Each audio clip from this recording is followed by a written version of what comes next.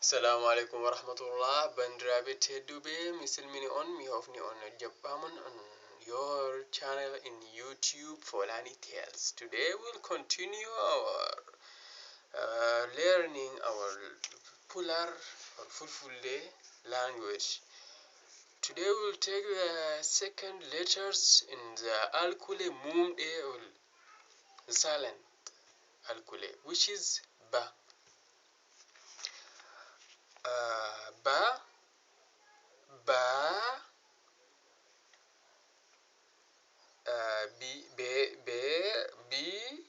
be, bo, boo. This is the alkule. You know it. There is an example which is in full day. We call it yero. Okay, we'll take it. For ba, there is baba, which is mean father. In Arabic we say ab or walid. Baba, also. Bige means cows, small cows. Okay, أبقار. The third bali means sheeps. نعاج. Okay.